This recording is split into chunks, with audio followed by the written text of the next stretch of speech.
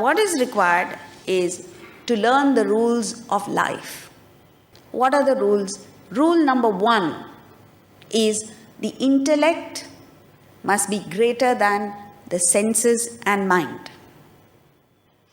This is the fundamental. These are the alphabets of philosophy and Vedanta, which most of us don't know. Till you are a senior citizen also, you don't know the importance of the intellect. Often many people say, I didn't even know that I had an intellect. Intellect is the most important instrument in you, which takes you from the basics right up to the highest state, just short of realization, is where you have to use your intellect. Without your intellect, buddhinashat pranashyate. And all of us are living life without the intellect, which is why there is so much chaos in our lives, so much trauma, unnecessary suffering, because the intellect is not used at all. Now, you controlling the senses does not mean denying yourself sense enjoyment. It means discriminately enjoying the senses. Intellect controlling the mind doesn't mean that you become dry of emotions. It only means that there is a method in the madness. There's some sanity in your life.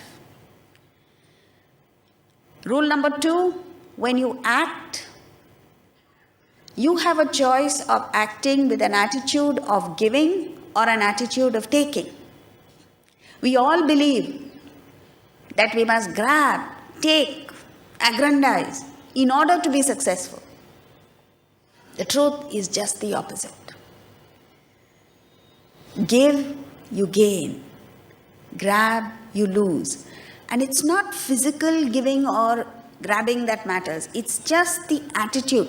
You develop the thought of giving, just entertain the thought of giving, that's enough.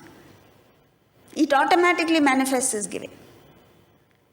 But at the moment you entertain the thought of taking, you are doomed. Go back to your own life. All of us have been functioning with the attitude of taking. So somewhere down the line you get hit and hit very badly. And then you go to astrologers and I don't know who, magicians, to correct your life. Just change your attitude. Emotion. We are firmly entrenched in the thought of separateness, that you are different from me. And this separateness starts from the family. You know, earlier at least there was a sense of oneness within the family, nuclear family. Now it's not there even in the nuclear family. So what happens is, you are bound, restricted, limited by this sense of separateness. When you feel separate from another person, your world shrinks. You feel one, your world expands.